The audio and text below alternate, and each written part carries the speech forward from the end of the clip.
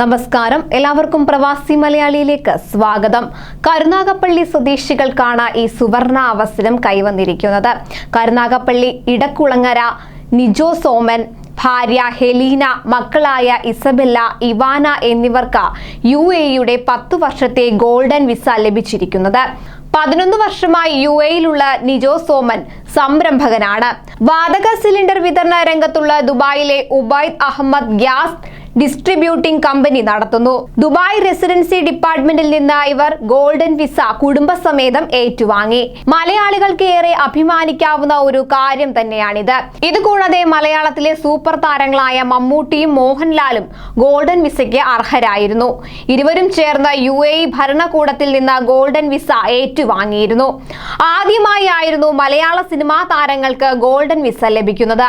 Abu Dhabi സാമ്പത്തിക വികസന വകുപ്പ് ചെയർമാൻ മുഹമ്മദ് അലി അൽ ഷൊറാഫ അൽ ഹമ്മാദിൽ നിന്നാണ് മലയാളത്തിന്റെ പ്രിയ താരങ്ങൾ ഗോൾഡൻ വിസ ഏറ്റുവാങ്ങിയത്. ഇരു താരങ്ങളും സിനിമാ മേഖലയ്ക്ക് നൽകുന്ന സംഭാവന മഹത്തരമെന്ന് മുഹമ്മദ് അലി അൽ ഷൊറാഫ അൽ ഹമ്മാദി പറഞ്ഞു. പ്രവാസി വ്യവസായി MA യൂസഫ് അലിയാണ് മമ്മൂട്ടിക്കും മോഹൻലാലിനും ഗോൾഡൻ വിസ നൽകുന്നതിനുള്ള നടപടിക്രമങ്ങൾ പൂർത്തിയാക്കിയത്.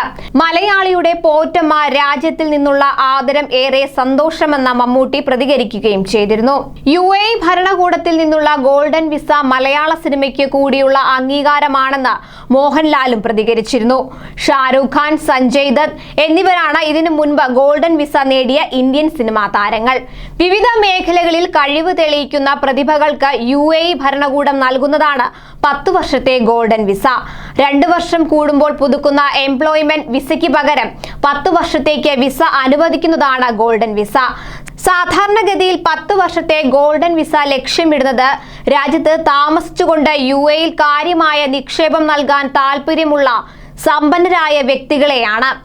സംരംഭകരെ കൂടാതെ ഡോക്ടർമാർ, ഗവേഷകർ, ശാസ്ത്രജ്ഞർ, കലാകാരന്മാർ തുടങ്ങിയ പ്രത്യേക കഴിവുള്ള വ്യക്തികൾക്കും വിസയ്ക്ക് അപേക്ഷിക്കാവുന്നതാണ്. കൂടുതൽ വാർത്തകൾക്കായി ഈ ചാനൽ സബ്സ്ക്രൈബ് ചെയ്യുക.